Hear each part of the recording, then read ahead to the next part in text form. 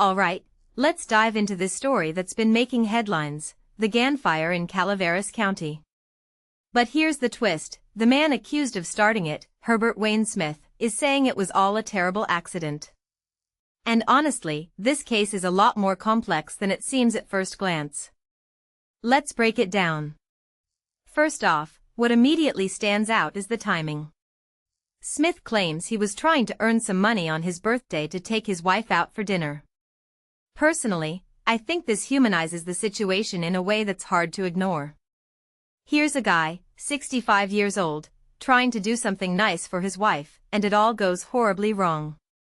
It's one of those moments where you realize how fragile life can be, how a simple decision can spiral into something catastrophic. What many people don't realize is that these kinds of accidents often stem from everyday actions. It's not like he was doing something reckless on purpose, he was just using a saw to cut scraps. But here's the thing, in dry, fire-prone areas like Calaveras County, even a small spark can turn into a disaster. Now, let's talk about the charges. Smith is facing multiple counts, including recklessly causing a fire and allowing it to spread. From my perspective, this raises a deeper question: where do we draw the line between an accident and criminal negligence? Smith insists he didn't mean to start the fire, and he's expressed genuine remorse. But the law doesn't always care about intent, it cares about consequences. And the consequences here are massive. Over 9,000 acres burned, homes destroyed, and an entire community disrupted. If you take a step back and think about it, this case is a stark reminder of how interconnected our actions are with the environment. One small mistake can have ripple effects that impact thousands of lives. What makes this really interesting is the broader context of wildfires in California. This isn't an isolated incident. The state has been battling increasingly severe fire seasons, and climate change is a huge factor. But here's where it gets tricky. While Smith's actions may have sparked the fire, the conditions that allowed it to spread so quickly are part of a much larger problem. In my opinion, this case is a microcosm of the challenges we face as a society. We're dealing with the consequences of decades of environmental neglect, and individual actions, even accidental ones, are magnified in this volatile landscape.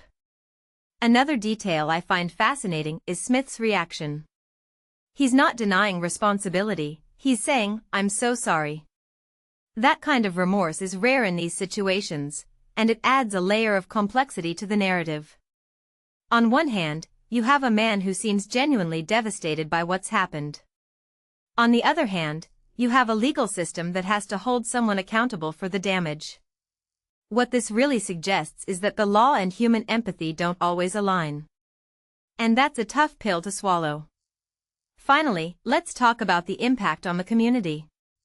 Schools were canceled, residents were evacuated, and federal funding had to be approved to combat the fire.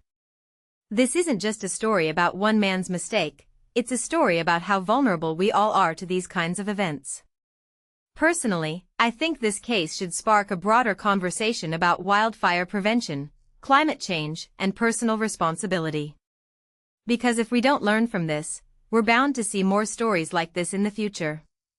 So, here's my closing thought: accidents happen, but it's how we respond to them that matters.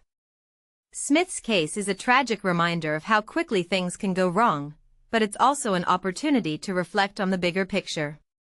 What do we owe to each other and to the planet? That's the question I'll leave you with.